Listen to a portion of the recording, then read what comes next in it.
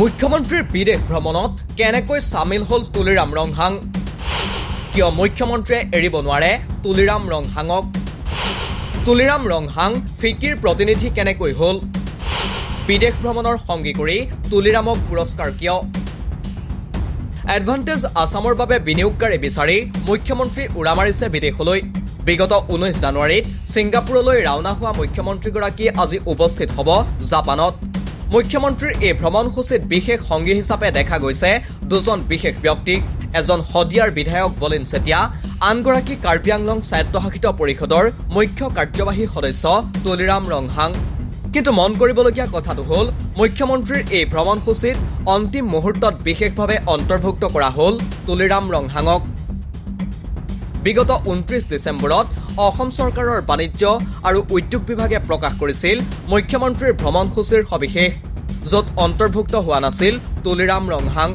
এই ভ্ৰমণসূচী অনুসৰি মুখ্যমন্ত্ৰীৰ বিদেশ যাত্ৰাৰ সংগী আছিল বিধায়ক বলিন চেতিয়া পৰ্যটন বিভাগৰ অতিৰিক্ত সচিব জন এক্কা মুখ্যমন্ত্ৰীৰ প্ৰধান সচিব কৃষ্ণ কুমাৰ দ্বিবেদী বাণিজ্য বিভাগৰ অতিৰিক্ত সচিব পি উদয় প্ৰবীণ মুখ্যমন্ত্ৰীৰ নিৰাপত্তাৰ দায়িত্বত থকা আৰক্ষী অধীক্ষক গুণেন্দ্ৰ ডেকা মুখ্যমন্ত্ৰীৰ ব্যক্তিগত সহায়ক সঞ্জীৱ ঘোষ আৰু ফিকিৰ কেইগৰাকীমান জ্যেষ্ঠ প্ৰতিনিধি এই তালিকাত নাই তুলিৰাম ৰংহাঙৰ নাম অথচ মুখ্যমন্ত্ৰীৰ সৈতে বিদেশত ছাঁটোৰ দৰে আছে তুলিৰাম ৰংহাং প্ৰশ্ন হৈছে তুলিৰাম ৰংহাং কেনেকৈ মুখ্যমন্ত্ৰীৰ বিদেশ ভ্ৰমণৰ সংগী হ'বলৈ পালে ফিকিৰ প্ৰতিনিধি হৈ মুখ্যমন্ত্ৰীৰ লগত বিদেশলৈ ওলাল নেকি তুলিৰাম ৰংহাং ফিকি হৈছে ভাৰতৰ এক প্ৰতিষ্ঠিত বাণিজ্য সংগঠন সেই federation of Indian chambers and কমাৰ্চৰ প্ৰতিনিধি হৈ তুলিৰাম ৰংহাং ছিংগাপুৰ জাপানলৈ গ'ল নেকি বুলিও সৰ্বত্ৰ প্ৰশ্ন উদয় হৈছে প্ৰশ্ন উঠিছে মুখ্যমন্ত্ৰীয়ে কি ভাল কামৰ বাবে তুলিৰামক বিদেশ যাত্ৰাৰ সংগী কৰি পুৰস্কৃত কৰিব বিচাৰিছে মুখ্যমন্ত্ৰীয়ে জানেনে তুলিৰাম ৰংহাঙৰ সাম্ৰাজ্যত কি চলি আছে উমৰাংচুত কয়লা খনিত ভয়ংকৰ ঘটনা সংঘটিত হোৱাৰ পাছতো কাৰ্বি আংলঙত মুকলিকৈ চলি আছে কয়লাৰ অবৈধ খনন আৰু পৰিবহণ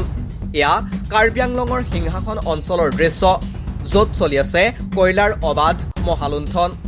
তুলিৰামৰ সাম্ৰাজ্যৰ এই অবৈধ কয়লাও সৰবৰাহ কৰা হৈ আছিল উমৰাংচুৰ অবৈধ কয়লা খনিৰ নামত AMDCৰ চালানৰ জৰিয়তে এই অবৈধ কয়লাক দিয়া হৈছিল বৈধ ৰূপ এই অবৈধ কয়লা সাম্ৰাজ্যক ৰক্ষণাবেক্ষণ দি অহা তুলিৰাম ৰংহাঙক মুখ্যমন্ত্ৰী ডক্টৰ হিমন্ত বিশ্ব শৰ্মাই বিদেশ যাত্ৰাৰ সংগী কৰি পুৰস্কৃত কৰাৰো গুৰুতৰ অভিযোগ উত্থাপন হৈছে নিউজ ডেস্ক ৰিপোৰ্ট দি ক্ৰছ কাৰেণ্ট